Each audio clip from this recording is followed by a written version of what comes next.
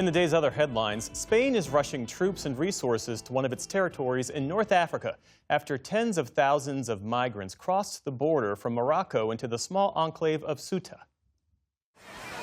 On the shores of Ceuta, Spain's enclave in North Africa, wave after wave of migrants swam ashore Thursday, overwhelming the city, filling the streets, charging the fences, some dropping to their knees in the sand, grateful to reach dry land.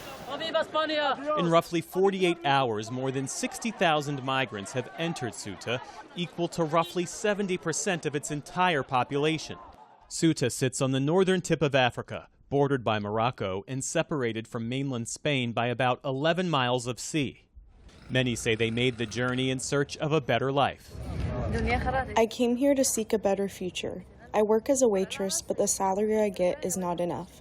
As I take care of my parents and I have a daughter, I have to find better opportunities. May God help us. I came from Casablanca this morning. Today, to like all young people, find an opportunity, find a future, a good future for myself. One possible factor for the wave of migrants, according to a top Spanish official, a Spanish court ruling this month that migrants stopped at sea can't be immediately turned away, though they can still be deported.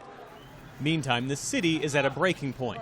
Spain has deployed its military, and with food and water running short, the Spanish government says at least 3/4 of the migrants have already turned back toward Morocco. Among them, this man with a warning for anyone thinking of following. What we were doing, it's not good at all, and it's not fun either. What's more, I mean, people are dying here.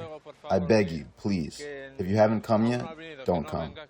At least 57 people have died attempting the crossing. Spain's Prime Minister Pedro Sanchez rushed to the enclave and today called the surge an attack on his country. I would like to define what happened yesterday as an attack, a violation of territorial integrity of Spain. Ceuta is a Spanish city, and what happened yesterday deserves all of our rebuke, all of our condemnation, in the strongest possible way. The fallout is spreading across Europe. Italy's Prime Minister Giorgia Meloni said the country would temporarily suspend a border-sharing agreement with Spain. And France said it would reinforce its Spanish border. And the crisis is echoing here at home. At Camp David today, President Trump seized on the images, casting them as a warning ahead of the midterm elections. It looks like an invasion of a country by hundreds of thousands of people. And that same thing's going to happen to us if the Republicans don't get elected. Except worse, much bigger. Back in Ceuta, soldiers patrol the beaches and thousands wait on both sides of the fence. Some for a way into Europe, others for a way home.